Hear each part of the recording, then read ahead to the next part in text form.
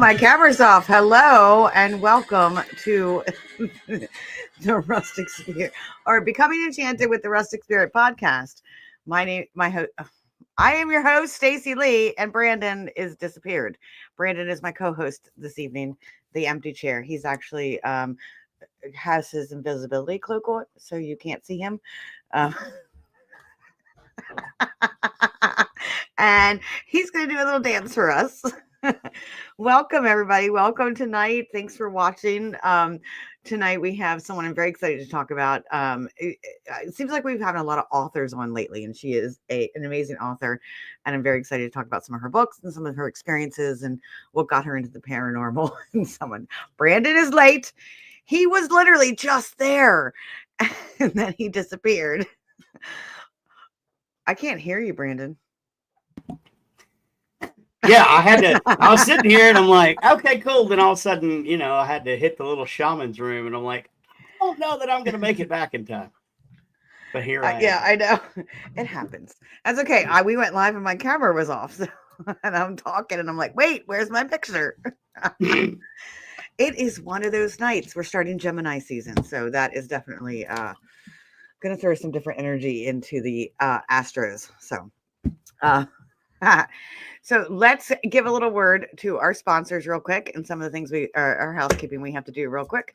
So I'm going to add to the stage, pay the bills, got to pay the bills. Welcome to Becoming Enchanted with the Rustic Spirit. We are live on Thursdays at 8:30. Sometimes we have special episodes, 8-ish. We're late today. I know. It's my fault. That was my fault. And 8:30. Sometimes we go on Tuesdays. Sometimes we have special episodes. So look out for those special episodes. We'll talk about them. We are live on Facebook and YouTube right now on Thursdays at 8:30. But you can always catch us on Spotify, iHeart, and now we're on Apple and Amazon Music. So you can always download or live or stream whatever on all of your podcast, music, little apps that you have. I don't know. I'm a Gen Xer, so we had CDs. Okay, I got you because I'm a Zennial. I fit right in between the two worlds, so I got this for you. So you can listen wherever you get your podcasts. Just download the app, look up Becoming Enchanted with the Rustic Spirit, and then click the button and you're listening. Yes, please click the follow too, because the more viewers, the more they put me out there, and then the more. And this is free. Like, yeah, you pay for your streaming service, but to listen to me, you're free. You're gonna pay for your streaming service anyway because you like to listen to your music. So I appreciate that. And please give me a follow on YouTube. If you're watching on Facebook right now, please go over to YouTube. All you got to do is search Becoming Enchanted with the Rustic Spirit, and you will find us on YouTube. Give us a follow over there. I'm trying to build that channel over there. So great love, much love if you do that. So up next, we're not introducing anymore. We've been doing this. I need to change my graphic. I have lots of updating here. So I am making intention candles. I think I have 8 of them now. We have self, divine healer, protection. By the light of the moon has turned into Moonchild, and we have so many more. Earth. I did a Mother Earth, and there's nice. Serenity, abundance. So I have those candles. Please check them out at therusticspirit.com or any of the events that I am at. We literally can we get a candle that's like reminds me to put pants on and don't stab people? Serenity. I don't know if it'll remind you of pants on, but it'll help you not see people. See, each one of my intention candles. Yeah, the pants thing's different. Each one of my intention candles has an affirmation on there that you light. When you light the candle, you're going to say that affirmation. For instance, I actually have this Serenity right here because I'm taking it to my friend's cabin this weekend. It's right here. You can't see that because the light is horrible right now. But the affirmation I have on this one is I give there we go. Let's try this again. I give myself permission to relax and restore my body. I radiate calm, peace, and serenity. So this is all the scents. Oh, this one smells so good. All the scents. That's the opposite of put pants on. Yeah, that is the opposite. Like, yeah, it really is. It's more of calm. Yeah. We tend, like, some of us are so hard to be able to relax, like, or feel guilty 100%. relaxing, because we feel like we have to be productive. We have to do. So live in this relaxation. This candle's going to help you. So that's just one of them. Check them out at therusticspirit.com. And then our sponsor, our first sponsor, that one's gone, is historically cryptid West Virginia, snarlyyal.com. Snarly Yal, he runs events. He's also a woodmaker, a woodworker. So he has all these cool wooden things and cutting boards and signs. And it's just amazing. So check him out at snarlyyal.com. His next event is Rats and Reapers in Hagerstown, Maryland on August 23rd. It is going to be a really cool event. There's going to be hearses there. It's a car show and a cryptid show and a what is it called? A horror convention type of thing. So it's going to be a lot of fun. Check him out at snarlyyal.com. And then our next sponsor is the Maine Paranormal and Horror Con. It's happening September 6th, 7th this year in Maine, run by Jeff and Ashley, the traveling boards. They have a lineup of some awesome horror stars and paranormal stars. So please go check that out. You can check them out at mainparahorror.com. You can get your tickets now. Get your tickets now because they're going to be cheaper now before the event. So online now, your single day pass is $25. I believe that goes up to $30. Your weekend pass is $40. I believe that goes up to $50. Your VIP weekend pass is $60 now. I think that goes up to $75. And then your VIP weekend dinner pass, don't quote me on this, but I think this one's getting close to being sold out, is $120. It's just you get dinner. There is music. You get to bump all those elbows with all those celebrities, and it's going to be amazing. And then you have Patty Negri Mediumship Gallery add-on that you can add on and have a mediumship gallery with her. I'm going to tell you right now, $35 for a Patty Negri Mediumship Gallery is a good deal. Like, you don't find that. She does a lot of galleries, and this is a really good deal. So please go check that out and go get your tickets. And like I said, I'm not sure if it's sold out yet. Our next sponsor is the Doss House in Loretto, Pennsylvania. This is one of the newest locations, haunted locations, where you can rent out for the weekend and investigate. Their prices are really low too. So it is not going to break the bank. They have working plumbing. So there is a bathroom in here. You don't have to pee in a porta potty. And there is heat, even though that doesn't really matter too much anymore because we are getting into summer. But it is an awesome location. Lots of activity. I can't wait for Brandon to go check that out. Yeah, I'm really curious about the Doss House. I've heard you talk about it. Serious. And I know Larissa's been there. Some of the people that you know have been there. It's intense. It's like it never fails. And like, Sean is always showing me, like, they have cameras all around. And she's like, look at this. Look what just happened. Like one day, the shirt rack just like went like this, and there was no one there. So it's a pretty cool location. I'll tell you what, let's plan on doing something after our tour season's done. Yes. Let's get a couple people together and go in it and do that as a little private investigation. I think that'd be fun. Yeah. Bobby says, hey, Rez, come on, man. Let's do it. Yeah, Rez. I mean, it's serious. Like, this place is cool. And inside and out. So there is multiple different histories. I'm not going to talk about them right on here, but there's multiple different histories on here. So you got different energies that goes without the house and also out back and also in the area. So, it is from the town of Loretto, which is one of the first Catholic settlements, and it has the St. Michael's Basilica in the town. Oh, okay. So, yes. And here is their information. So if you would like to book their house, look at the Doss House the Doss House, email the Doss House 278@gmail.com. They are doing a festival that's coming up called Creep It Real. Please, everybody, tune in. Follow them on Facebook and YouTube and TikTok. They are making an announcement tomorrow about the festival. So please tune into that and check that out. Everybody needs to go on. I will be sharing it on my page. There is some things coming up, some changes happening. So you need to check out the Doss House on all of the socials to find out what's going on with the festival. Yeah, I can't wait. So can't wait. I know. I'm excited. First of all, I'm super excited about new locations. Second, I'm so really excited to branch off and come up north. Like, I do a lot in the Midwest. I do a lot down here in the Mhm. South, but I don't get up that way much. So that's gonna be like I'll tell you, for You instance, don't. Gettysburg. When we go to Gettysburg, it's gonna be the Mhm. first time I've ever investigated at Gettysburg. What are you doing an official investigation that night, or I'm not are doing anything you? official. I mean, we're probably put together some. Well, we're working. I'm working with Jeff and Ashley on putting together the orphanage. So if you would like to get in on that, I actually just reached out to them. I'm getting a phone number. I'm going to see if they're Yeah, available. because I'm not doing any. Yeah, I'll do privates. I'm down with that, but Yeah. I speak on the last day and that's it. Okay. Yeah. Yeah. So we're looking at doing the investigation one night while we're there, or doing the orphanage, because that was where I got. I guess I'm not saying got my start, but that's where I got my biggest evidence and got me into like, okay, I'm going to do this more.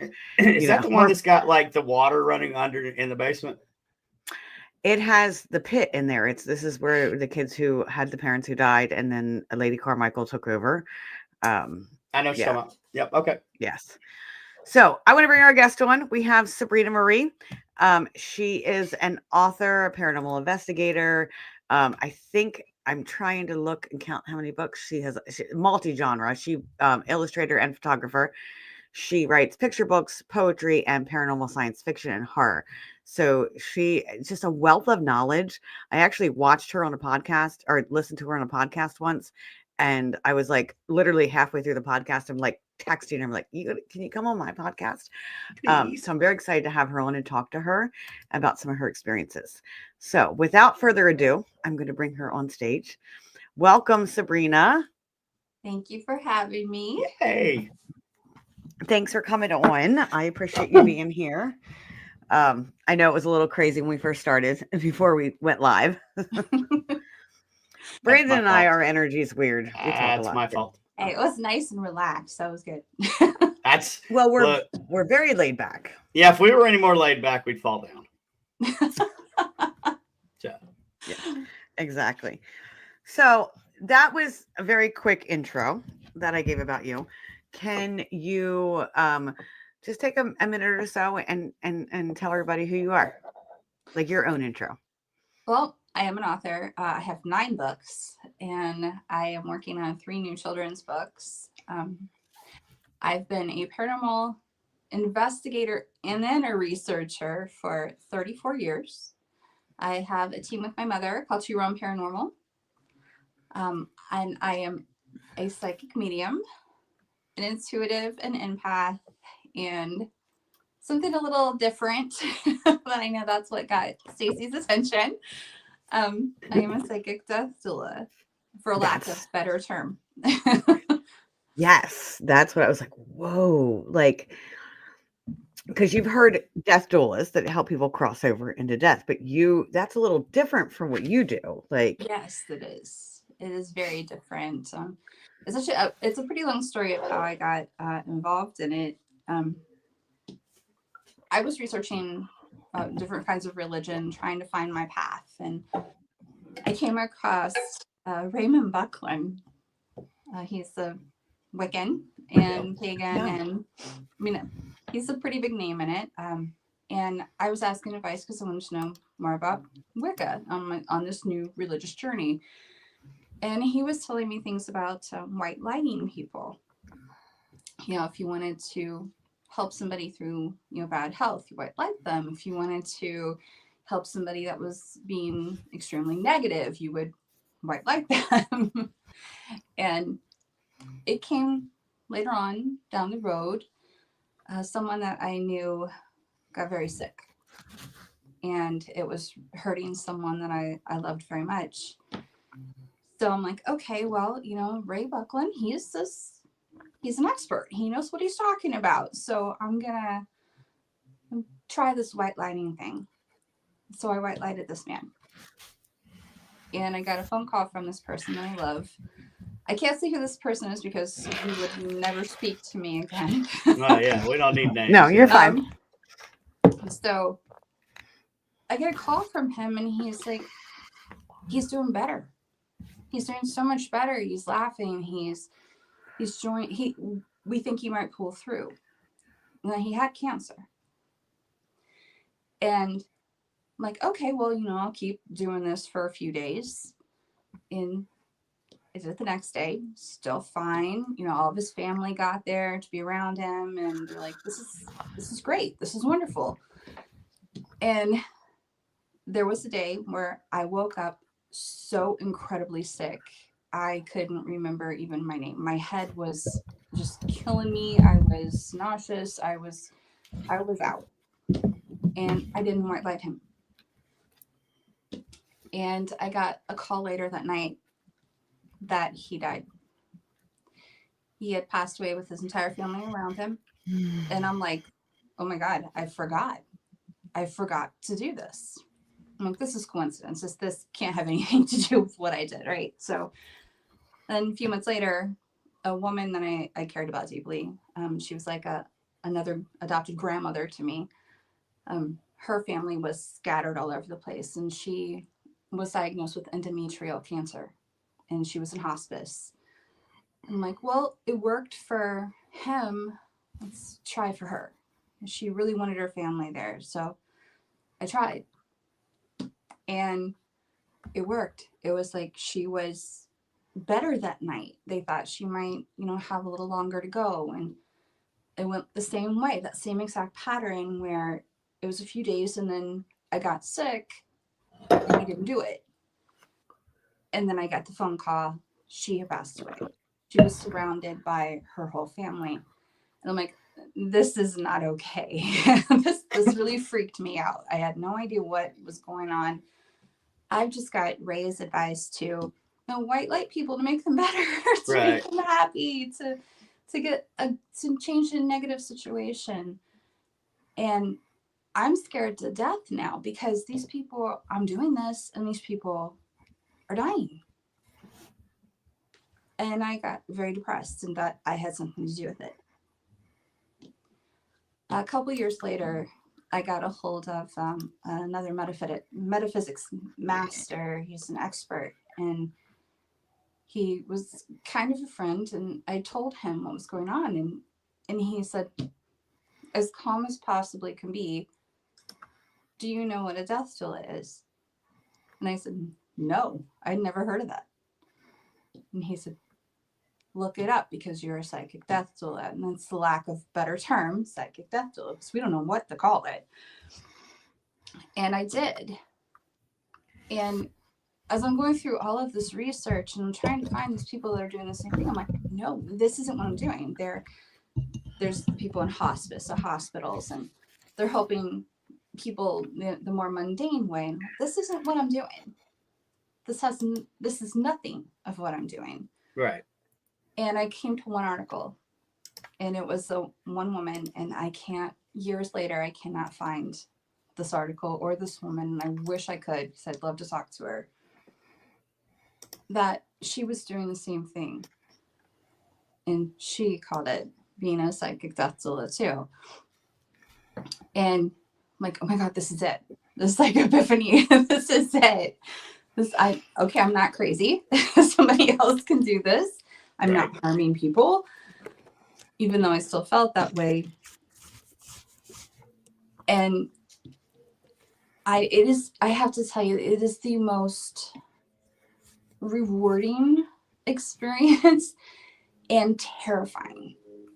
It is absolutely a horrible feeling to know that I stopped and they died. And it still weighs on me. So I don't do that anymore. I will not white light anybody anymore. It feels dangerous to me to white light. My mother will say, let's put a white light in here when the spirits are acting really bad. Let's put a white light. No, I don't touch the white light anymore. But from that, it went into figuring out how to deal with the spirits and how to move them on. And I learned how to open the light, and I learned how to close it, and I learned how to call to the other side by mistake. So you were I got chills literally in my whole body. You were opening this white light for them. I had no idea how I was really doing it. I was just there. I could just do it. And I could There was one story that was just, it's the coolest story. And my mother was actually with me on this one. We're like a team on this one. We go to a museum here in Ohio that is war related. And she came across an area that had a POW in it. It was a colonel. And it's this airtight case. And they had this little headstone in it from where he was actually beat and killed. Like his men could actually hear him screaming. That's how bad it was. And they had just this little headstone. Was it World War II POW? It was Vietnam. Vietnam, okay. And he, I mean, it was really cool because I actually have a picture of, in this airtight case, an orb going by. Like, I'm like, anybody that doesn't believe in orbs, if you could see this footage, you might for a minute. Because it's an airtight case. I mean, how can an orb be in an airtight case? I want to address a comment real quick because I feel like it's important. I was waiting on you to do it. Yeah, Mike Jillian talks about solid proof. Seems to never happen, just like Bigfoot, just saying. And I get that. Like, a lot of us, there's a lot of skeptics in this field, and there's actually a lot of skeptic investigators. And we need people like that, or like, we need those people who are like, I need solid proof. Because that's what makes the science of investigating and doing this stuff valid, because you need that back and forth. And I think with any of this metaphysical, any of this spirits, and any of this stuff, like there's never solid proof. Some things are impossible. It goes on faith. A lot of it goes on faith. It's like God. You either believe in him or you don't.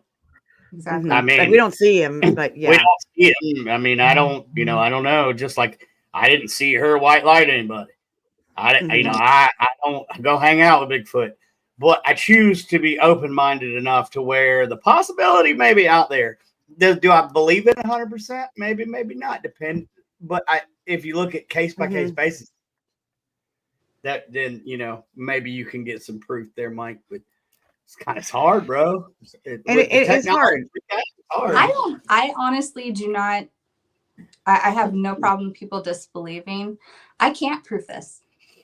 If somebody came to me and told me this and I hadn't done it myself, I probably would be like, wait a minute, okay, are you all right? I mean, and I'm a hardcore believer. I believe in everything. I give everything. I don't think there's any impossibility in this world. But I would have maybe doubted that.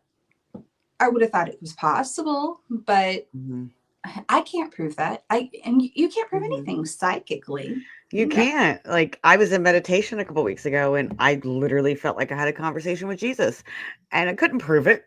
I text him, and I'm like, Brandon, just had a conversation with Jesus.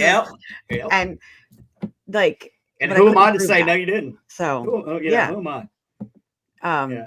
So yeah, I mean, obviously, like, it goes a little bit down to like what we feel inside intuitively, like, being a medium, and myself being a medium. It's like, you have to trust these messages and these things that are coming through the way we feel about them. Absolutely. Well, it's like with this colonel, we had no idea who he was. Just weird things started happening in our apartment, and we started doing the typical research, the equipment, the investigation, and names started coming through. On Spirit Box, I would get them psychically. I would see visions. I would smell like the jet fuel and things like that. And he was moving stuff in the apartment, and it got to a point where we decided to do some research. And you can't have any more proof with psychic ability than the fact that this name that you get on a Spirit Box and you get psychically at the same time comes up in historical record. And we're getting like everything about his family. And he was waiting. He wanted to find his family. That's why he didn't move on. He attached to us knowing what we were. I mean, you guys know we're like beacons of light to spirit. We are, yeah. Yep. And they tend to attach if they're desperate and they need help. So he came home with us. And we found all this information about him. We found out that his wife and his son had passed. And when he was told this information, because he was a highly intelligent spirit, it shocked him. And then being able to open that light. And at that point, that's when I figured out that I can actually call to the other side. My mother's reading this letter that his wife had wrote. And he's getting it all, and he's finding out all this information about his life that he had no idea had been stuck in this museum in Vietnam. And his wife came through, and I could tell you detail of what she looked like. Her pink dress, that was old style dress, back in like the 60s, 70s, older woman, buttoned little flowers on it. Her hair was up. His son stayed off to the side, but when he saw that light and he saw his wife and his son on the other side, he moved on. Mm-hmm. He changed. Mm-hmm. He found peace and he moved on. And then I could close the light. So when it historically backs up and you have equipment backing up, and that kind of gives you that proof, validity. So to speak, validity. I have a master's degree, and it's more of a scientific field. I'm a behavior. I study data, and I study research, and I study all this stuff. And any research, any scientific research has to be backed up with all these trials and all this stuff. But we still can never have real proof. Right.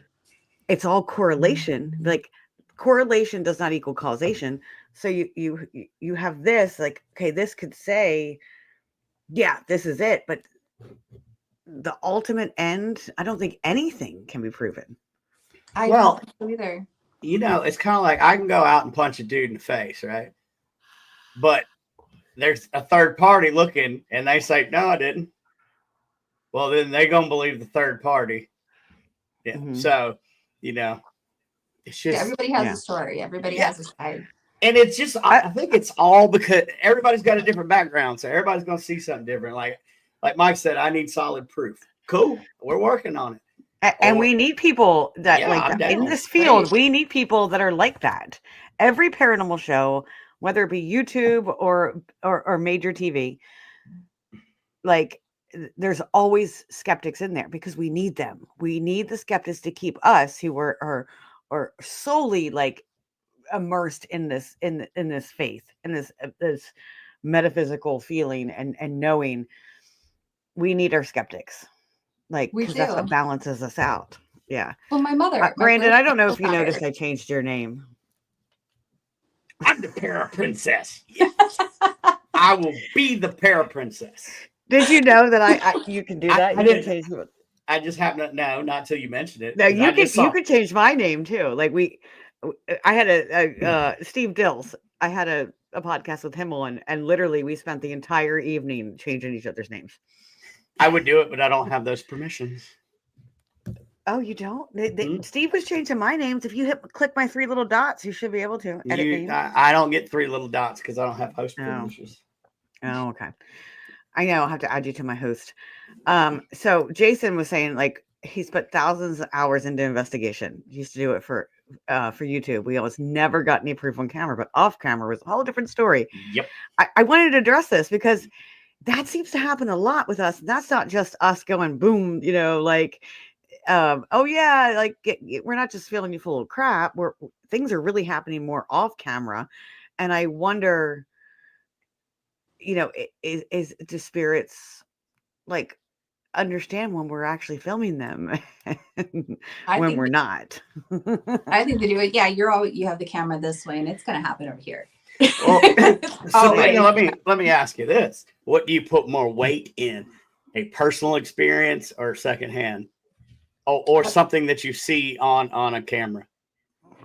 Personal experience, but I'm very techie too, so I want that camera shot too. No, like my mother, my co-founder, she's skeptical of our evidence, and we tend to argue about that a lot. And she's very skeptical of other people's evidence, but she's a hardcore believer. she's got a ton of things happening to her. So she wants all of that lined up. Yeah. And me, I'm like, okay, it happened to me. All right. It's great if I can You have can it on camera. feel it. But... We can feel it inside. Right. Yeah. Well, As a medium, you feel it, you know it, and that's kind of all you need personally, unless you're trying to prove to somebody. Yeah. Yeah. That's why I always have equipment with me, because I want to prove it too. You know, I've got a picture of a full body apparition, but I can show it to you, and you'd be like, "No, it's just camera flare," and I'll show it to Stacy, and she'd be like, "Oh, that's a demon," and, you know, or whatever. So, can there be definitive proof of metaphysical? No, because it all comes down to perspective too, doesn't it? It does. And belief system and upbringing, and I mean, there's a lot entangled into what you believe as an adult, because you got to remember, most of what you believe as an adult was told to you by your parents. So it may not be the right. The more I investigate, less could not use, because it does not. See, yeah. And I always get you always see this post on Facebook that say, "What is your favorite piece of equipment?" And I'm like, myself, right? Me. It's always going to be yourself. That's why I tell people, they ask me, what should I take? You don't need anything, just you. If you want to document it, pick up your phone. Well, yeah, and that's what I tell people, like, okay, you've got everything you need on your phone, including a notepad. Like, I would tell you to take a notepad. Well, you have everything. So if you know, you don't have to go out and get a TI-85 or whatever, the like $8,000 digital recorder is. You don't need that. I am my own EMF. Like, literally, I know, like, I don't know if you, Sabrina, as a medium, I have agreements. Like, there's certain agreements that I have made with spirits, and like when I get certain chills on this side and certain chills on this side, and I know certain feelings and sensations in my body that tell me that things are there. So that is, you know, I am the equipment. Like I one time went and did a what is it called? A human pendulum. Have you ever done that experiment? I haven't. I've seen it done a couple of times, but I've never done it. You were there the night I did it, weren't you? No, Brandon? I think I was commentating, because it was me and another psychic medium that was watching the thing. What? No, well, we were at the Hoover House in the basement. Someone was live. Yes, someone was live. Yeah, I didn't come. I wasn't down there for that. Oh my goodness, I had to leave. I got so it was like it was moving me, and it was that was intense. Because we are those beacons of light, and you know we were able to see things that others cannot, and feel things others cannot. I don't agree with that wording. Everybody can see it. Well, I do agree with that.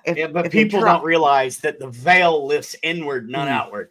So we all have it. Every single one of us on this earth has it. I do agree with that, Brandon. Yeah, I agree. So they just people close it down. Yeah, something. Yeah. That's why we're getting more and more mediums. Yeah, we're getting more and more mediums now. We're getting more and more psychics coming out, and everybody's like, "Oh, it's a fake! It's a fake!" I'm like, no, I think more and more people are becoming one with and really doing that spiritual practice within. Yeah, to be able to focus without. Yeah. How did you get into the paranormal, Sabrina? I was kind of born into it. I've been in haunted houses my entire life. I mean, everywhere. My first experience with a ghost was, I can't remember if I was like 3 or 4. It was around that time. It was in the basement of a house we lived in. They had this big, huge coal bin where because the house was really old.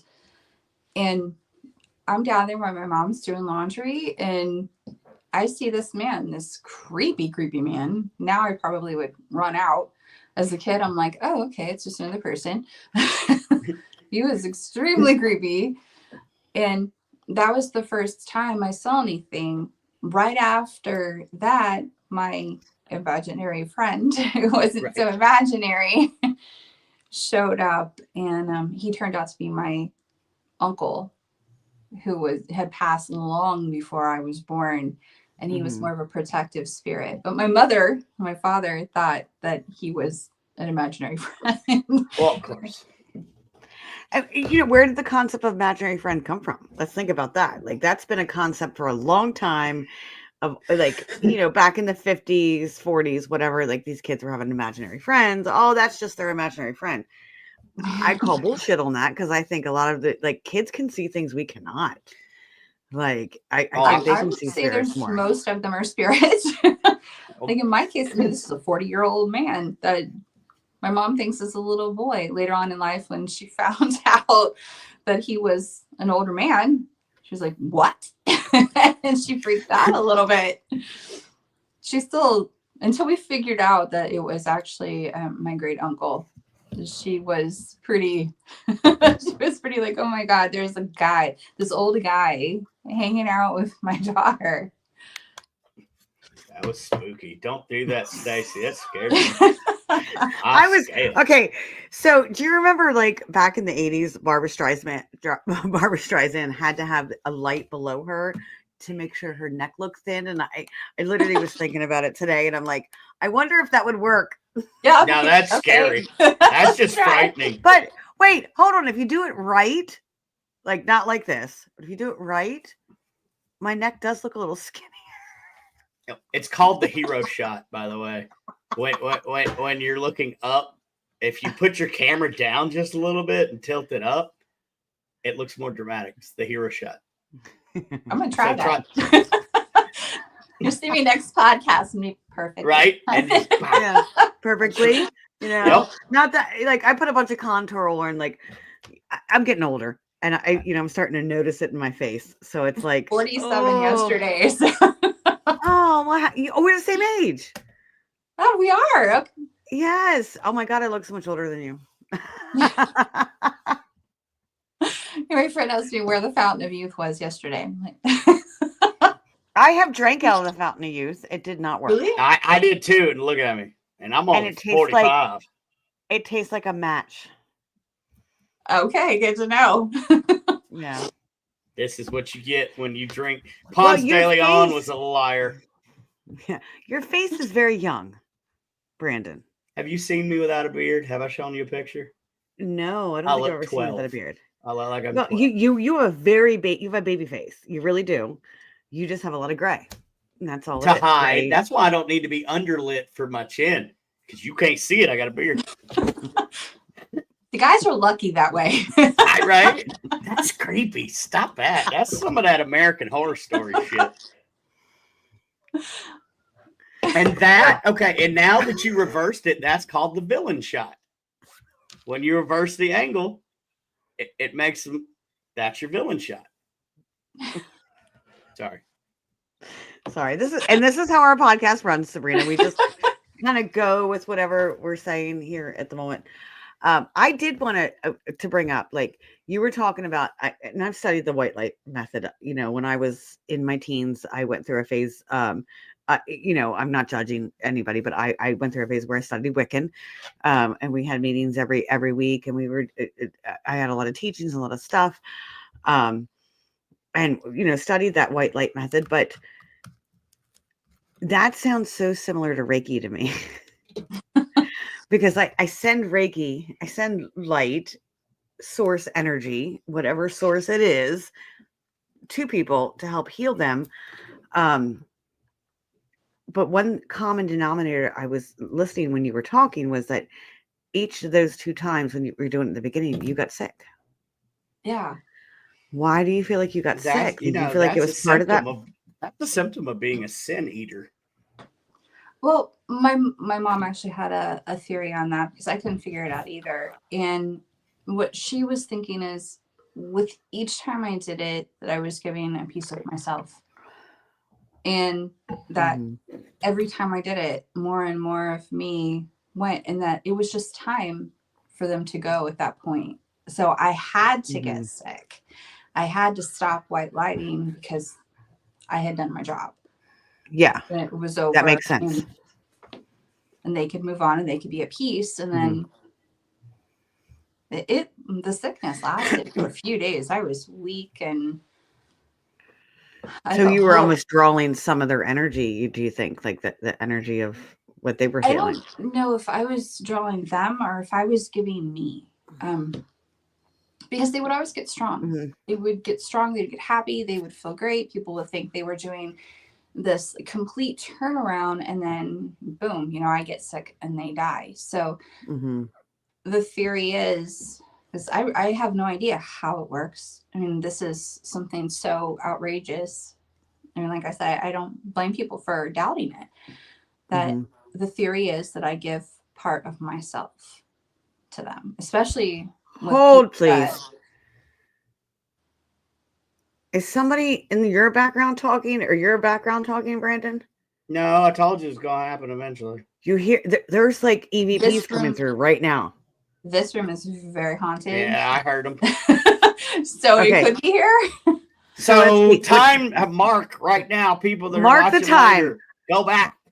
Susan, if you're still on, mark the time. 9:17, 9:21. Yes, please. Are you guys hearing the EVPs? I heard I'm something. hearing it. It sounds like it's coming from Sabrina's area. Oh, and that I just heard. So, okay, James heard something too. I have no doubt. This room is very haunted. No, Jason, she doesn't do Reiki. I don't know if you missed the beginning. She was talking about the white light method, which is similar to Reiki. Are you Reiki practitioner now, Sabrina? I am not, but I've actually thought about going into it. Sorry, I'm laughing at Michael. He comes on and makes us all laugh. Yes, Michael. Okay, there's 3 of us on here, Michael. So who are you calling sexy? Because better be this guy. Look at all this. Michael's goofy. I love Michael. He always makes me laugh. So that's what I was going to say. I'm a Reiki master teacher. I'm not saying you got to come learn from me. I'm just saying that's what I would suggest, because in my Reiki practice and my teachings, we don't use our own energy. We draw from source. So that way, like if we're sending this positive energy to people and sending the energy, then we're not depleting ourselves. I can explain it in a shamanic nutshell. I would love to hear that. You're all using the same source of energy. And then you have to put in the theory of relativity, which helps string theory come into play. Whatever you're putting out, there's an equal and opposite reaction from that end. So that would, if you give something of yourself, is going to come back. But Reiki, all of it comes from the same source. It's just different techniques of utilizing said source. But it's all the same. It comes from the same place. It does. I do believe it does. Both hot. That beard don't. Oh, it's the beard. It's the beard. It's the beard. So I think he's talking about you too. I'm the non-hot one. So. Oh, look at this. Shut up, Rez. That's okay. I'll be the wise woman and not the hot woman. Okay. All right. If you're trained in Reiki, are you also highly experienced with other cards? I do Spady. A lot, and then I do. I'm really good. I'm really good with a hoe. So paying other people and go with a shovel. I guess back in my younger days, I was good with a hoe. Yeah. Then I got divorced. The whole penis Reiki thing. I saw him this weekend. Penis Reiki. I saw him this weekend. Oh my God. We'll have to tell you about the penis Reiki, Sabrina. It's a weird inside joke. Okay. Yeah. So Susan said when I did Reiki on her, she literally felt the vibration from her hands. Thank you, Susan. I appreciate that. Like, it's not me. It's not me giving it to you. It is coming through me. I'm just a conduit of the energy, and you are ready to receive. So are you doing sessions in Gettysburg? I am not. She's doing one for me. She just doesn't know it yet. But I'm only 45 minutes from Gettysburg. I don't know if I'm setting up as a vendor at Gettysburg this year. Oh. Yes.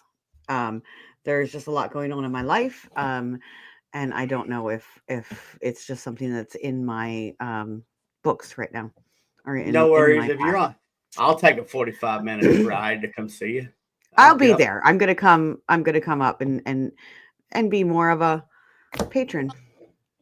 It'll be fun. It'll be fun to be on the other side of the table. I love doing that when I could just go as a paying attendee and I don't have to sit behind the booth and talk to people. And that's what I do for Paraunity. I don't vend there or anything like that. I go and I just get to have fun. Michael says, at least come join us for spaghetti. We're having spaghetti. I'm going to eat my spaghetti on bread. I know I got yelled at for that by the Italians because I don't know what's happening right now either. I have no idea. I got nothing. I don't know what. I do have a question. So what got you? Yeah. We talked about the paranormal. What got you into writing and multi-genre? I'm going to be able to hear you guys, but I didn't use the bathroom before we started. Remember, we were all talking. I'm going to shut my camera off, but I will hear everything you're saying. Okay. Okay. So like the multi-genre, that's crazy. That's awesome.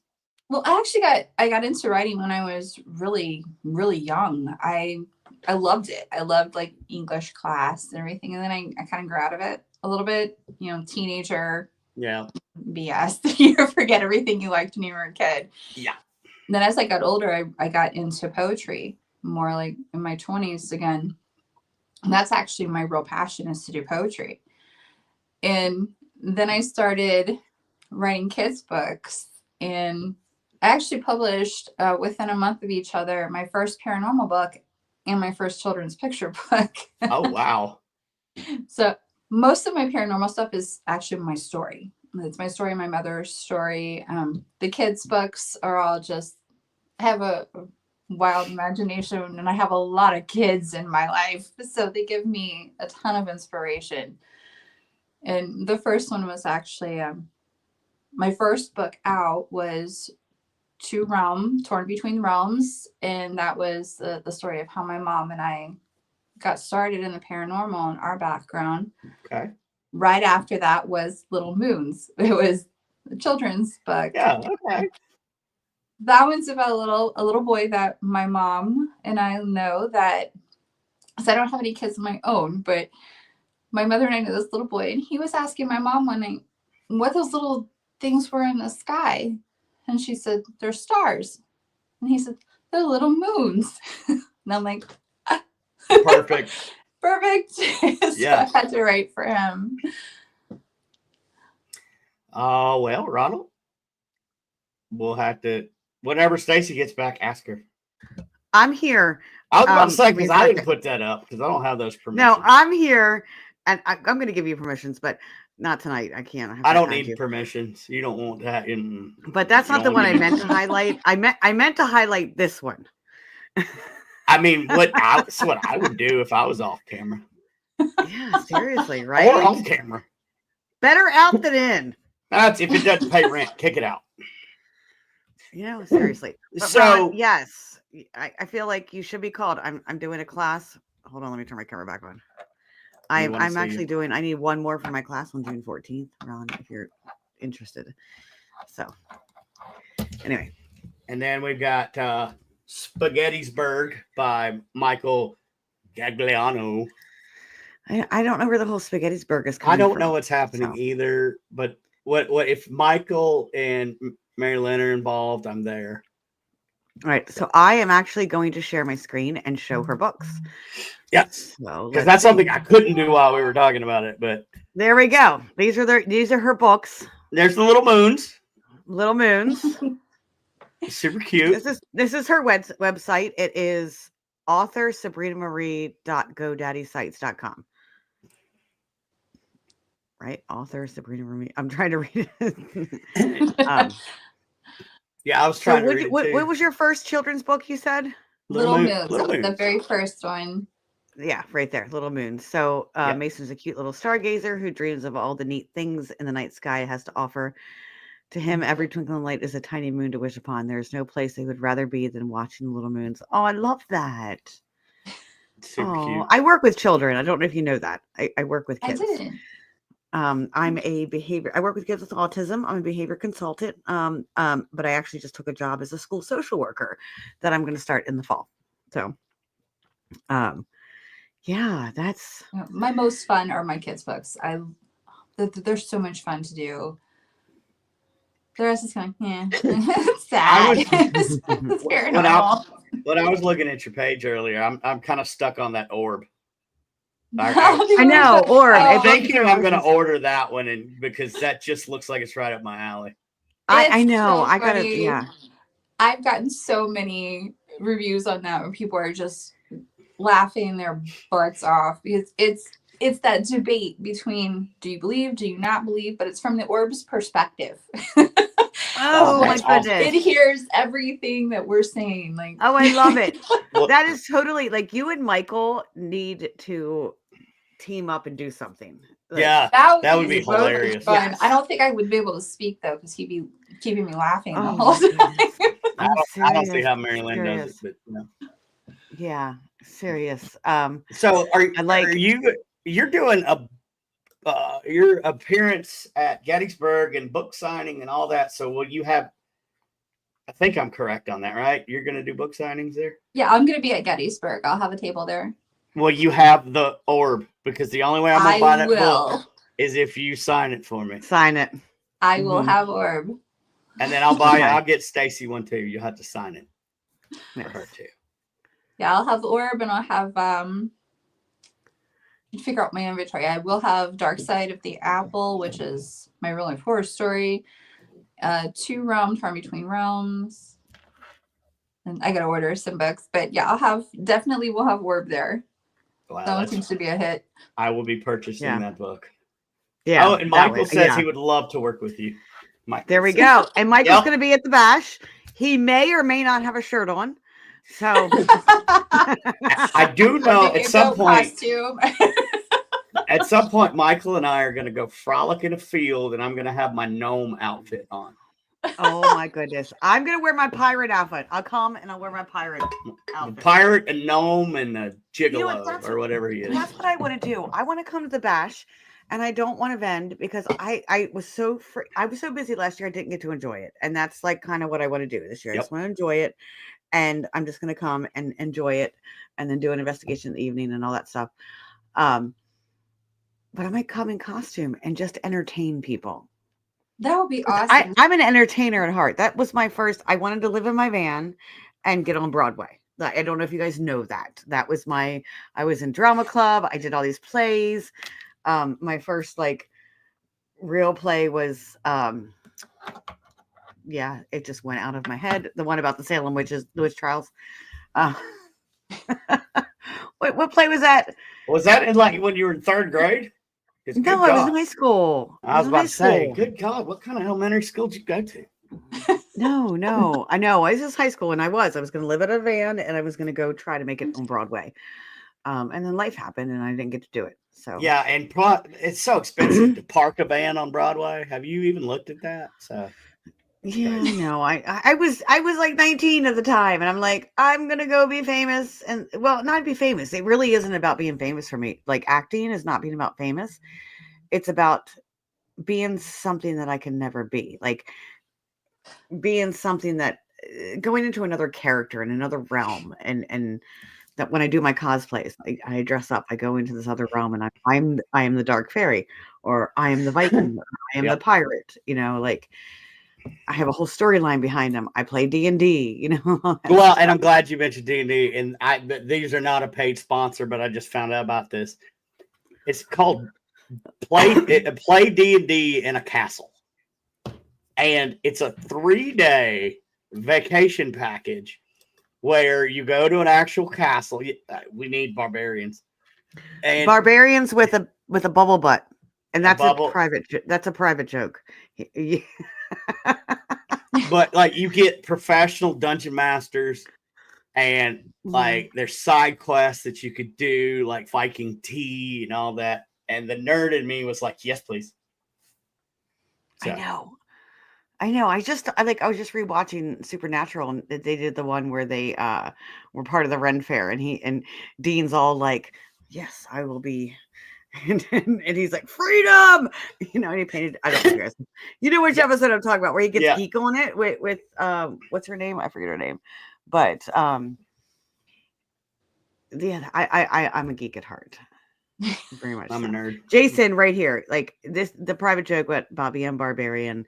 We played D&D. We played a quick game, like a quick start game, like one day, and it was like bubble butts or something. And that's where this comes from. You had to have been there for that. But anyway, so your journey as a light. Wait, hold on. A psychic death doula. What was your most profound experience? Good question. It would have to be the Colonel doing the spirit work, because I don't do the living to dead anymore. I won't do that. It's too traumatic for me. But moving the spirits on and doing that would have to be the Colonel. Just seeing the pure joy, feeling the pure joy. I mean, him going from this, kind of horror state of sadness and depression and complete anguish to seeing his wife and his son and getting to move on, and him having that complete peace. And I mean, my mother and I just sat you there can and feel cried the peace when you move them on. You Absolutely. can feel the peace. And that's the best feeling. Mm-hmm. I've done that a few times. I did it with a little Asian girl who spoke no English. That one was difficult to get her to go on. She came from another place too, attached. And one of the cool things about my gifts is that I'm guided a lot by my grandmothers. There's 3 generations before me that are my guides. Nice. So I get to have contact with my 3 grandmothers, and the oldest one, my great grandmother, she is the one that will guide spirits past. So she actually took this little girl through for me. That sounds very shamanic. It was absolutely beautiful to watch this happen. And that one was extremely touching. But the Colonel was the most rewarding. So I have a question for you, because my daughter has the gift. She's a teenager. She's 15. She's struggling with it. But when we moved here, okay, in this area, a little boy, not in our street, but there's houses over here. He accidentally got a hold of his dad's gun and shot himself and died. And he wanders, and he used to play. There's a playground here. We have a baseball field. We have the cow pasture. And so there's a lot of open spaces, and the kids play around here all the time, or they used to before they got stuck on these things. So he used to play around here. So he's always around. And we've seen him in our house. And we kind of knew it was him because we knew kind of what was going on. And my daughter, she must have been like 10 or 11. And she kept seeing his spirit and kept seeing this little boy. And this little boy was always around. And then one day we're like, it had been like months. And we're like, we don't see the little boy anymore. Where's the little boy? And, we're very open about it. So, we talk about spirits. My daughter understands this world. And she's like, oh, mommy, I sent him to the light.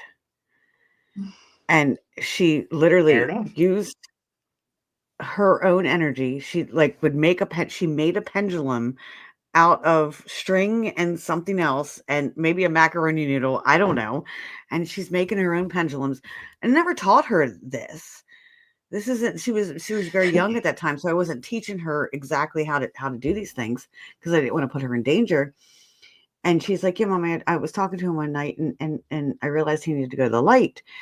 And I helped him go to the light. And so I'm wondering, did you have those experiences? Because this was almost automatic for her to understand it. And if you are in that position, did you have those experiences when you were younger? Do you feel like you did that when you were younger?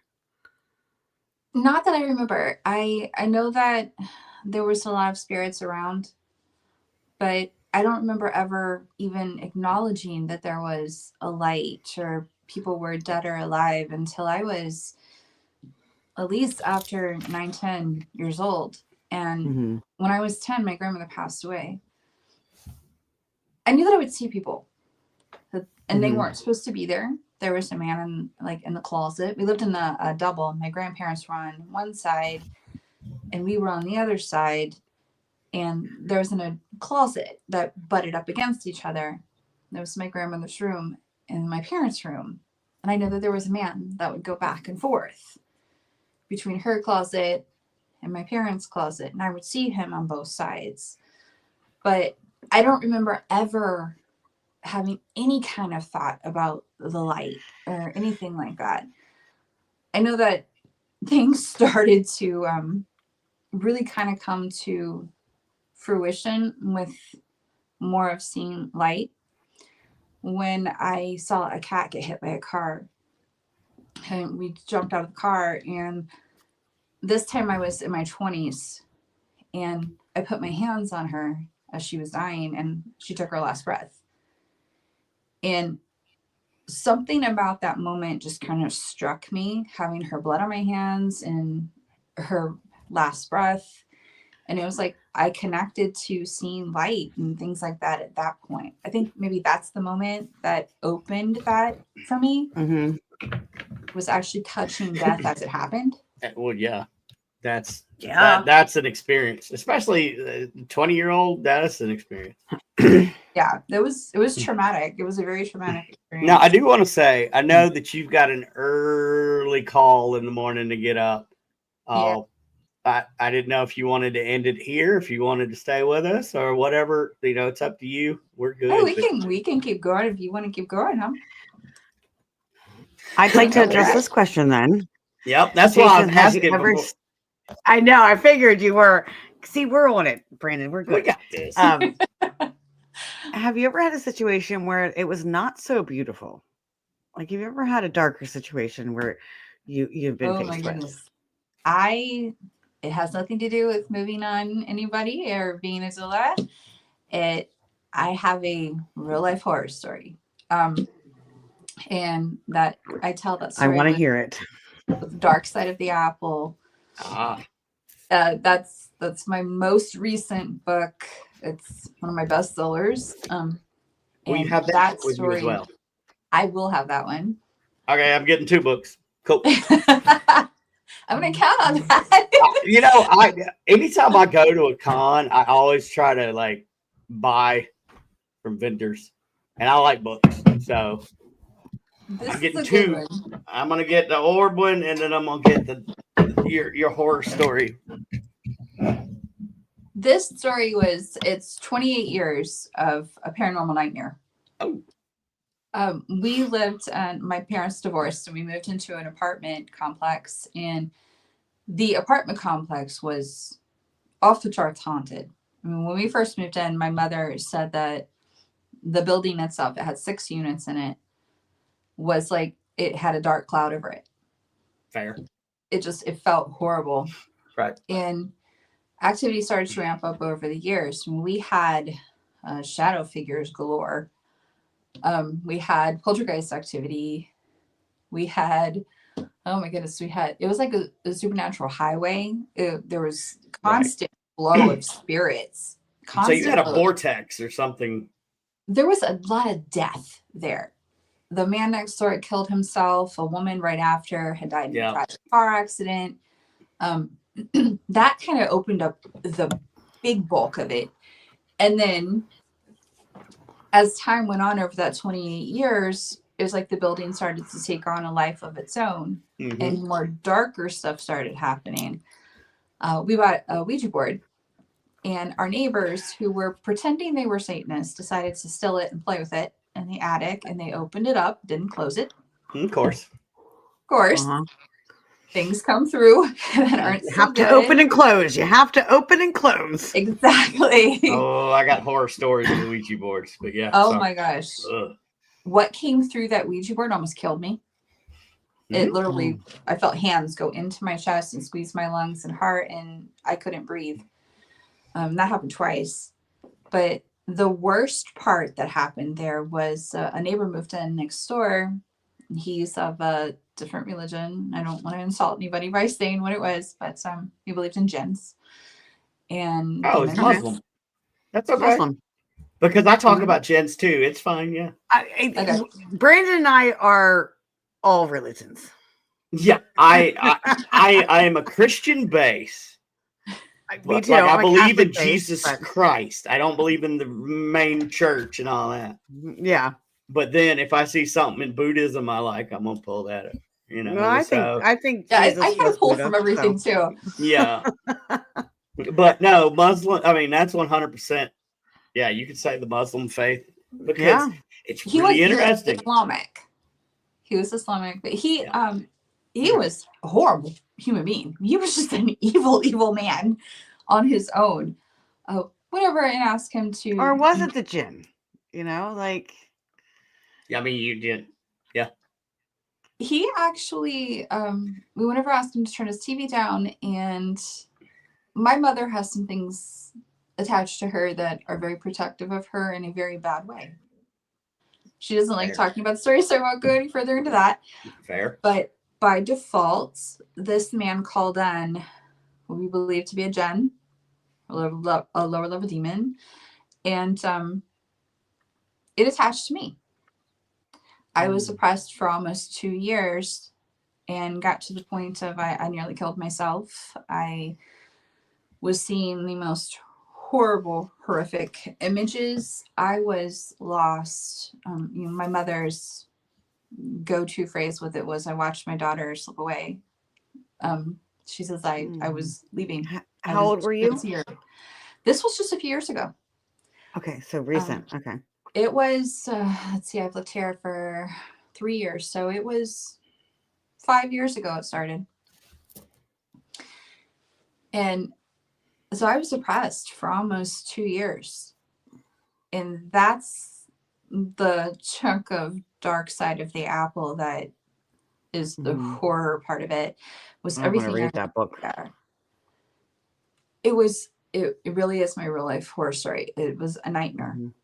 It was a complete nightmare. I don't want to give too much away. I mean, I'm so interested in you telling the story, but I want to read. I want to read the book. I want to read the book. I wish I'm going away this weekend to a friend's cabin in the mountains, and I would love to have that book. It's not on Kindle, is it? Is it on Kindle? No, it's on Barnes and Noble at the moment. I'm working on getting everything onto like Amazon and trying to do some audio and things like that. But I want to know. I want you to tell me more of the story, but I don't want you to tell me any more of the story. No, I get it. Like, oh wow. A friend of mine who he's a producer and he lives out in LA, and I run a lot of stuff through him first before it's like, what do you think of it? I sent it to him and he said, this should be a movie. This should be a horror movie. Oh, I definitely need to read it. Oh yeah. And that's the Apple.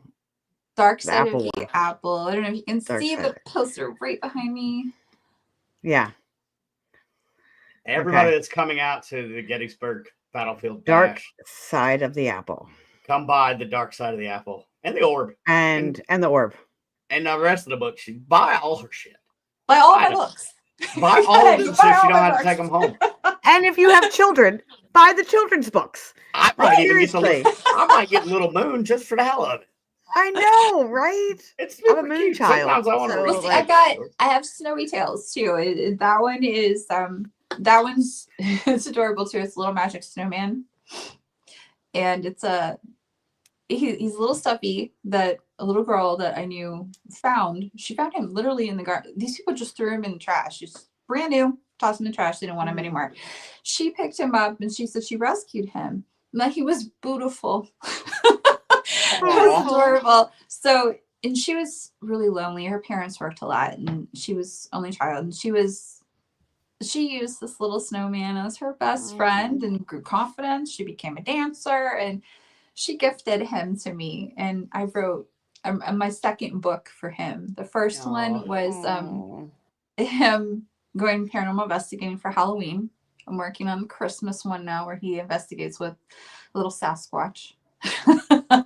Well, he actually doesn't investigate. He looks for Santa with a little Sasquatch.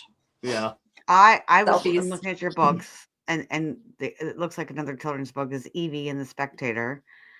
Evie and Spectre, yeah. At that Boo at the B&O. That one was wrote specifically for the B&O Roundhouse, and that's only on Barnes & Noble at the moment. Mm-hmm. I don't even have that with me because it was for charity. We did a big investigation and convention up there in 2022 where we were raising money for them to help build part of a section of their place that collapsed. Oh, nice. So, but there is EV Inspector, a series that will be coming out. I'm so glad. Do you want to address this one or me? No, this one's mine. You go on that This one's mine. Yes. So that is a 100% incorrect statement. The only time it says anything about abomination is a mistranslation. And it talks about it. Well, all of it is in the Old Testament. I mean, if you read the Bible, we're under a new covenant. So if you tell me one time Jesus said anything bad about paranormal investigating, or if you can explain to me why the first thing out of his disciples' mouths after he rose from the dead is, "Are you a ghost?" So I'm gonna 100% disagree with you, Jason. I'm gonna tell you, Jason's a good friend of mine. He's not trying to start anything. No. It's cool. I'm glad. It's cool. Jason, I don't know if you mind if I share. I don't want to share too much, but he is going through a journey himself in stuff. And if Jason, if you give me the okay, I will share a little more, but I'm not going to go there. So that's enough. That's enough. He's going through a questioning phase of things. Yeah. And there's good. There's nothing wrong with that. This is a good question. Very good question, because I lead you to the book of Enoch and the Apocrypha. Yes. And there's so much more that we can talk. Like, I'll tell you what, Stacy, we can do a 2-part. He's my neighbor. He lives right over there. We can do a 2-part podcast on the Apocrypha. I just got done studying it. But I would love it. Just, Jason, cool. Good question. And don't be afraid to ask them hard ones. Because a lot of churches still say that. But I mean, my next door neighbor stopped talking to me recently. Yeah. My daughter, my own blood has quit talking to me. And because him and I used to talk about all of I'm a Catholic. And so all of the Catholic stuff, we would always be like, he had a tree stump that was carved into Mother Mary, and it kind of disintegrated and he had to get it cut down. So it was a whole ceremony that we did out there when he cut this Mother Mary down. And so I'm out there with him, and then he found out this and stuff that I've done. And so now he stopped talking to me. And now you're bringing up Leviticus. And again, I bring up Old Covenant, New Covenant. Nothing, we do not live in the old ways anymore. So you could read the Old Testament as historical fact, because it is, but none of those laws apply to us anymore. And we're New Testament. And I also think that also back then, let me understand the interpretation. Let me put it. All the psychics and stuff back then worshipped other gods. That's why they said, don't go to these people and their familiars, because there's only one God. That's why they said it is an abomination to talk to them. Mm-hmm. But Leviticus also says that you will eat the flesh of your sons and daughters. Yeah. So, I mean, do we really want to break apart Leviticus? Great question. And I'm not, dude, I love it. But let's read the whole Leviticus.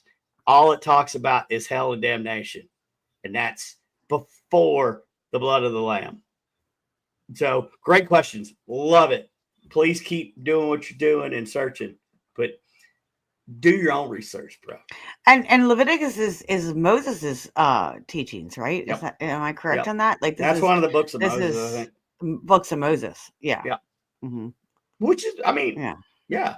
It also says, do not cut the hair on the sides of your head or clip the edges off your beard. And it also talks about do not adorn your body with makeup and all that. Tattoos.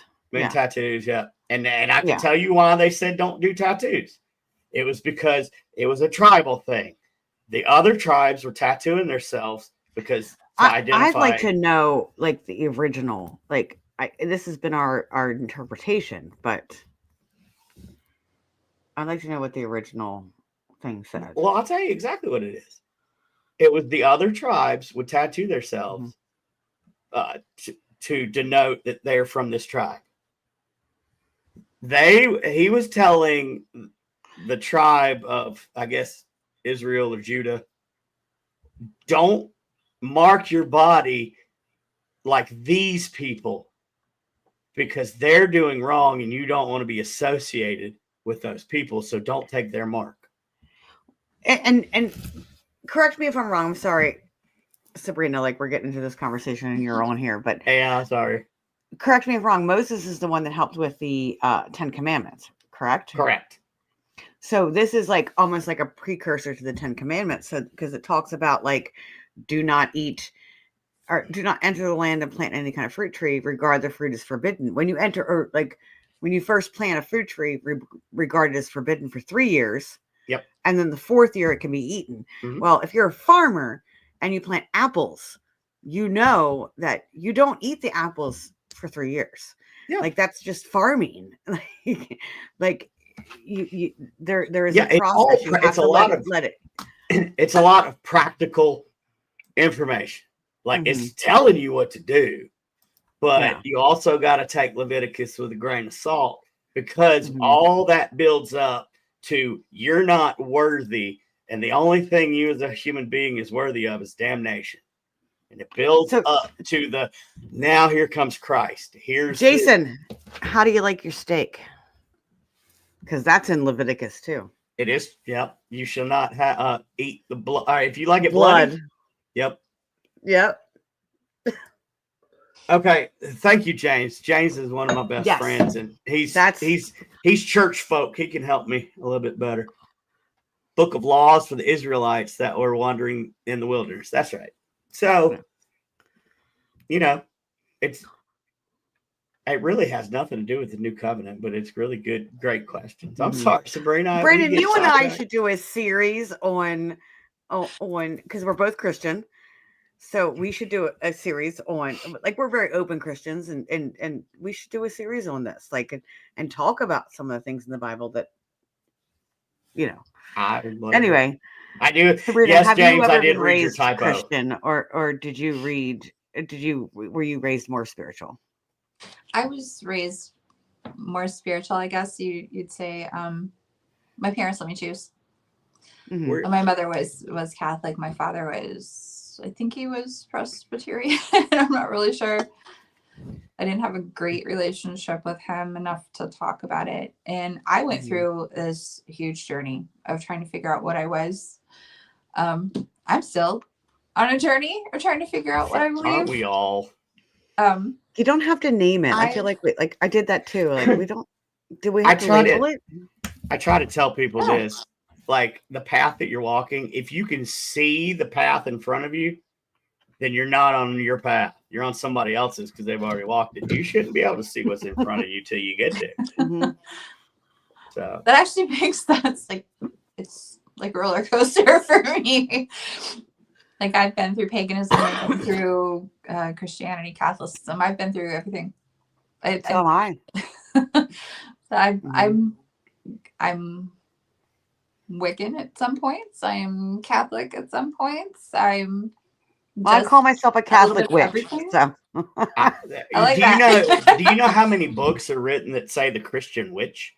I mean, that's the thing. I'm from the Appalachian Mountains down here in the South. Mm-hmm. We got granny witches everywhere. Oh yeah, and that's where I'm from. So like, that's where our roots are at. North Carolina mountains, like Appalachia. Like that's and hoodoo and voodoo. Like voodoo is this combination of Catholicism and paganism that they use the saints, and I align a lot with more of the voodoo hoodoo. Well, I think it was funny, Sabrina, when you said you mentioned about your upbringing, and I immediately knew that you were not from the South because you would have been you'd have been in a church somewhere.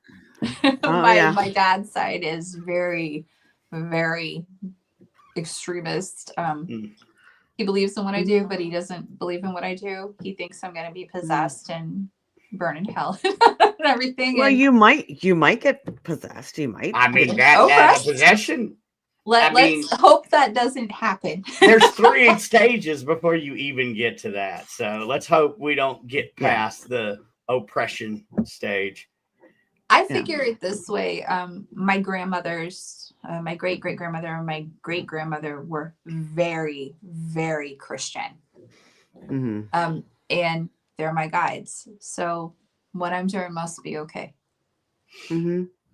And my grandmother was just whatever she wanted to be. Yeah. My mother is just whatever she wants to be. And we're all on this weird journey of trying to discover ourselves. So. And I just want to put it out there, just because we say that we're Christians does not mean that we're the Christians of the bloodshed type. We are the Christian means Christ-like. Christ consciousness. I follow a lot of Christ consciousness. That's all it is, you know. So, like, what would Jesus do? Right. And sometimes the answer is flip a fucking table. I mean, he flipped the table and he went off. He did flip a table in the temple, and he preached in bars, and he hit a dude with a whip. Yes, and we did have a whole conversation about Mary Magdalene too at one point too. So, but we are at 10 o'clock. Sabrina, I know you got to get up early in the morning. So I'm going to give you your pass right now. If you would like to give us your final. Where can we find you? Words, and where can we find you? Like, where can people find your books? Where do we go if someone wants to absolutely read her books before the bash, which happens in 2 months?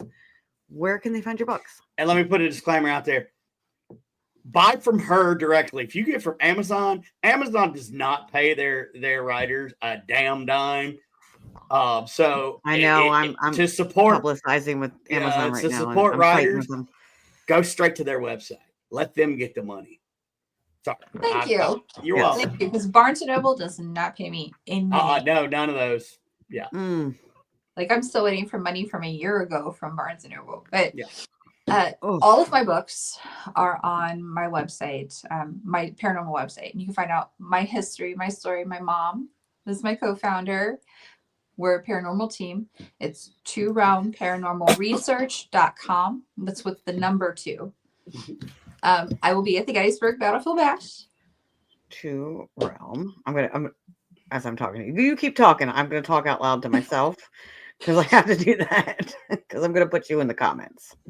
I'm supposed to speak my first solo speaking engagement at the West Kentucky Paranormal Expo in September.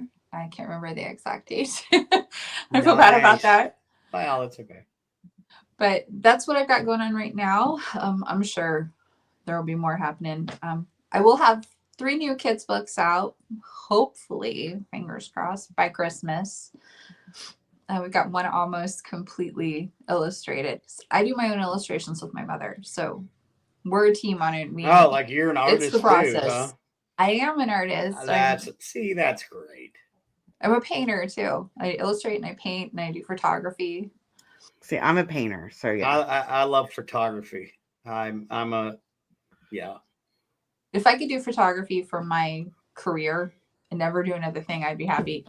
I've got some shots that have impressed even me, and I'm like, maybe I could have made a go of this, but now everybody's got a camera in their pocket. So what's it matter, really? Yeah, and mine's always out. Yeah, I'll tell you,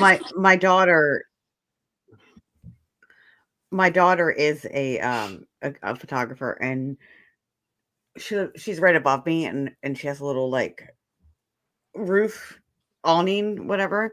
So there's times I come home and she's sitting on it with a camera at the sky, and I'm like, is this what I have to deal with being a mother of a photographer? It is.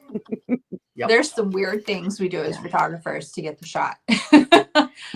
Yeah. My favorite one mother has taken the photography of her getting the shot. My mom actually started doing that. I've got a Facebook page that's dedicated to some of my photography, and there's a folder where my mom is taking a picture of me taking the pictures. Nice. Like, this is what it I have a takes couple to of get those. that shot. Yeah. All right. So I just shared. Oh God, I hope I shared the right thing. Why didn't that come up right? Someone click that. Make sure it goes to Realm Paranormal. I can't click left because I'm in here. James, click No, on you that can't. thing. Tell me if it does. Like I did a copy and paste thing. I thought it got it right, and maybe I didn't. Somebody click on it. We got to make sure It these says books copy link. fly off the Copy shelf. link. Yes, exactly. All right. That might be So lost something it. completely different. Okay, It works. James said Okay. it works. So Thanks, that's buddy. the link to Realm Paranormal. And then your website, I'm going to put that in the comments. That is. So are author you going to Sabrina be Marie. vending all 3 days, or are you going to be out there a couple days? I can't just go for one day. I gotta go the whole weekend. I'll be there. Mm-hmm. I'll be leaving Sunday night. Okay. Well, Thursday to Sunday, I'm there. I think that's what we're going to be there too. We're setting up my veteran nonprofit. We got a booth there too, a vendor booth. So I'll be around. Maybe we can do some. I'll give you some swag. You give me. I don't know. Figure out something. Oh, I'm all about the bartering. Like, I'm a bartering bartering. person. You got it. But cool. Well, I look forward to meeting you at the Gettysburg Bash. I look forward to that too. Luckily, like I say, I'm not speaking until Sunday, so I get Friday and Saturday. I just get to walk around and see friends I hadn't seen in a while, and No, I'm seldom at my table. Go talk to this guy. Of course, you gotta talk to that guy. You got to give him a big hug. He gives the best hugs. Oh yes, he does. Yes, he does. He does. He's Traitor. like so good at hugs. But Trader, I gotta go give Trader a hug. Yeah. Santiago Cirillo gives pretty amazing hugs too. So. I generally don't go around asking grown-ass men for hugs, but I may have to with Santi. Well, Gary got a lap dance last year, but it was all Santi. It was all, yes. You've seen the video? No, no. Oh my goodness! You don't see me in that video. I didn't do that. These aren't the droids you're looking for. If you look at the video, I wasn't there. Were you in the video? I was the one getting the lap dance from Batman. Oh no! Yeah, I got that video too.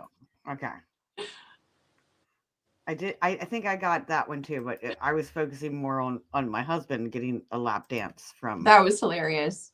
That was hilarious, wasn't it? And Santi will do anything, so it doesn't surprise me. He will, and that was also about it. Like, Santi's just very open, very real, very vulnerable, and vulnerability is hard to find. And I'm not going to genderize it in any gender right now. Like, we're very protective as a species, and vulnerability is very refreshing. It really is. Yeah, Santi's like a brother to me.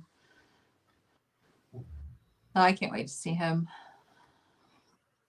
I know. Are you coming to the Creep It Real? Are you going to be coming to that? That's not too far from you because this is outside of Pittsburgh. I haven't even heard of it. That is, as of right now, June 21st. And it is outside of Johnstown. How far is Johnstown from you? Maybe 2.5, 3 hours. I'm not sure. I know I'm not far from. I'm pretty close to Pittsburgh. Okay. Or maybe like an hour and a half from Cleveland. It's probably an hour and a half from there to Pittsburgh. So not too far. You're out in the Austin, Maynard area. Do you know Austin? I haven't met him, but I know of him. Yeah. Yeah, that's my buddy right there. He's good people. Yeah. So it was great to have you on tonight. It's great to be on. He says, I want to go to the bash so bad, but I don't have a room. I understand you, Jason. Like, if I go, I'm car camp, bro. I can't afford it. So we're just gonna, Jason, we're like 45 minutes. So we'll all drive out together and we'll come back. And if we got to like pass out in the car for a couple hours, pass out in the car for a couple hours and come home. So, hello, George. Someone says, George, hello, but late from California. So I'm poor. I know I'm poor too. Bro, get it. Preaching the choir. So preaching the choir. So everybody, please go to her website. I put the links in the comments. It's author Sabrina Marie at GoDaddySites.com. And then look up Two Realm Paranormal on are you just Facebook or do you have Instagram or? We have Facebook. The Instagram, the TikTok are predominantly me, but Two Realm with it. Okay. So, the first person that comes up to me at Gettysburg Bash that has bought a book from Sabrina and has it signed, I will give you. I have some cool little gifts. So the first person to come up to me and show me that you bought a book and it's signed, I got something for you. Okay, we're best friends now.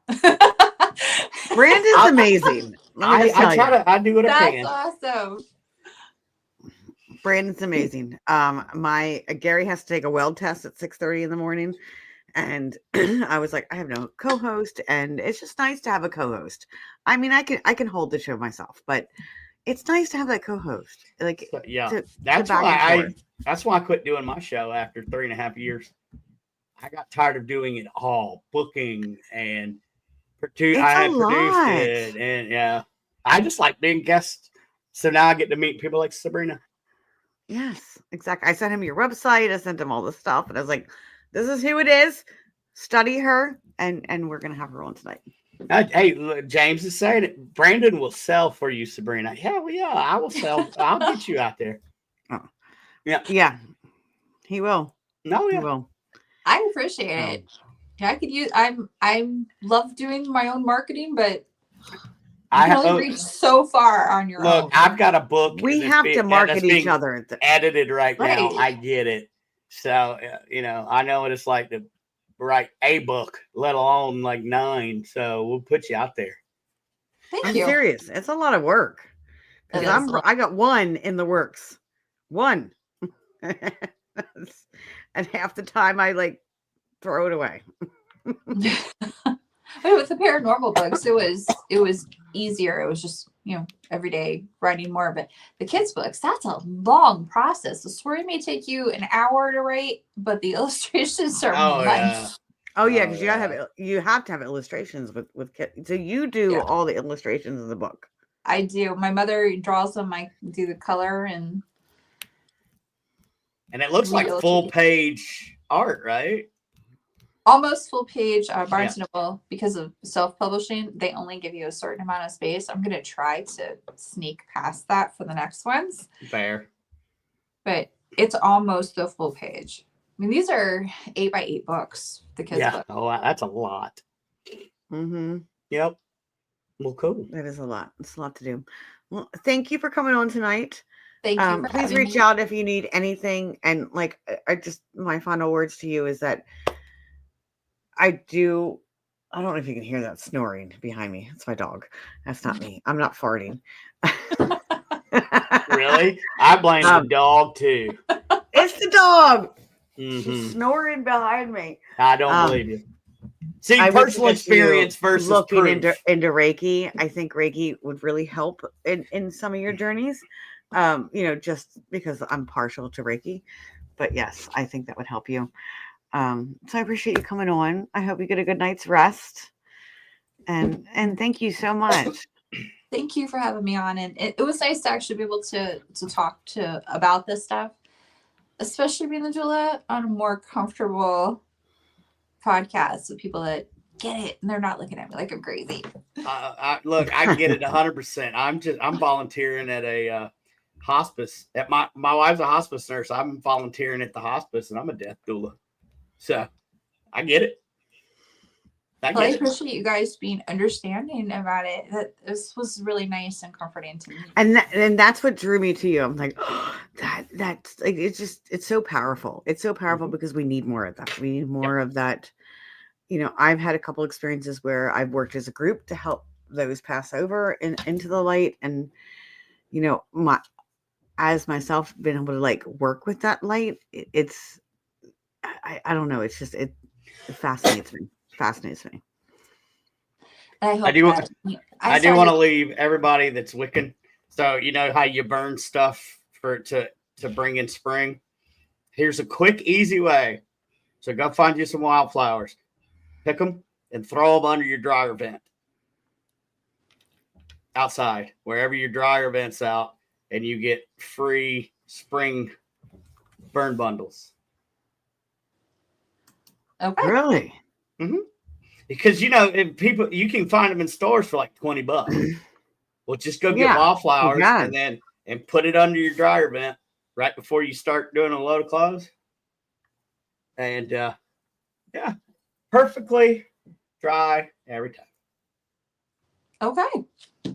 Yeah, I do a lot. I have all my whole medicinal herb garden, and I wrap them in paper bags and I hang them and I dry them. I never thought about putting up my dryer vent.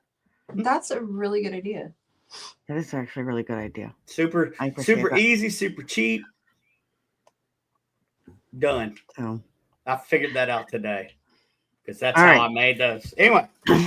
So Sabrina, you're welcome to leave. Brandon, do you want to stay on for a couple more minutes afterwards, or are we going to end it? We're ending it. Okay. I'm tired. So I am too. I mean, I want to stay on, but I'm tired. I know. It's kind of like that back and forth thing. So before we leave, I just want to share this video. This is Jean-Claude Van Damme I got. This is Jean-Claude Van Damme. I got the Jean-Claude Van Damme. Double up! Double up! Let it go. Double up!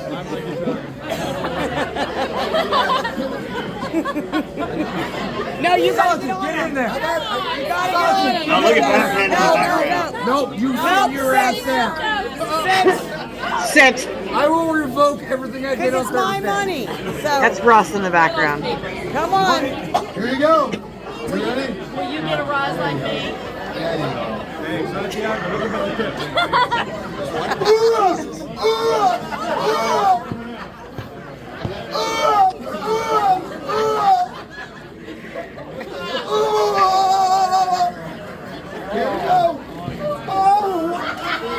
Give him the money.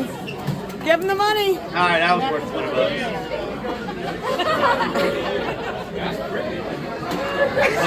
It's like a hiccup. It's like a hiccup, baby. So that made my night. That just made my damn night right there. So seen it live. yeah, Right. So that was. That's what I was doing when we were talking. I'm like, I'm gonna get this video downloaded so I can share it because we were talking about the lap dance. But that, it was all for charity. It was all in the name of charity. So All for Shaylee. yes. So I appreciate you both for being on. Brandon, thanks for co-hosting tonight. Please stick around after we do the ending credits. Sabrina, when I go to the ending credits, stick around, or you're welcome to go. Stick around or don't. I know you have to get to bed.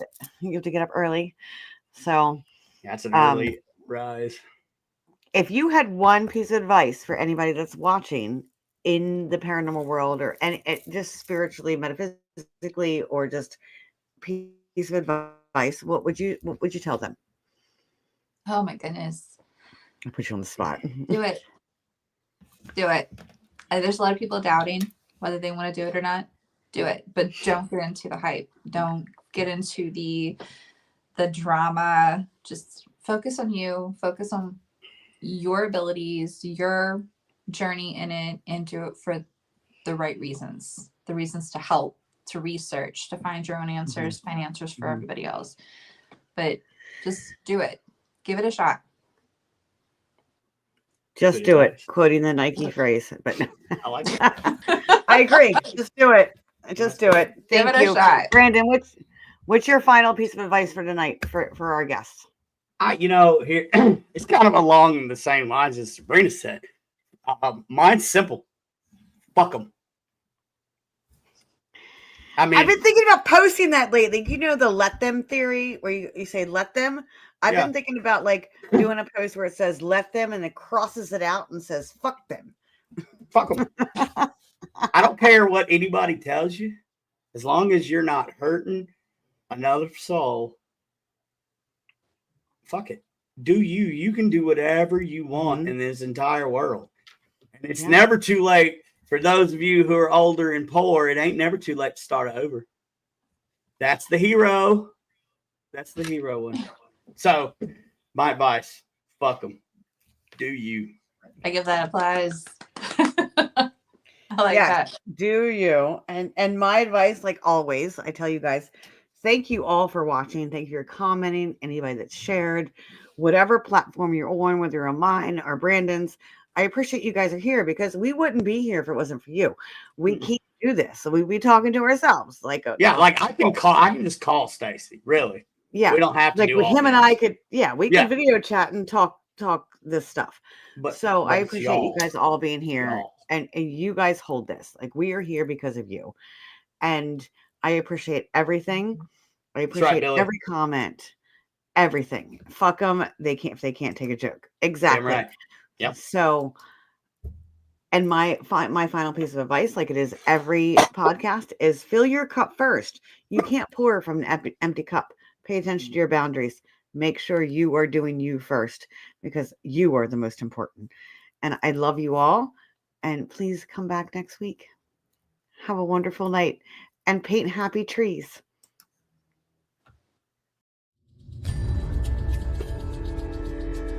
This is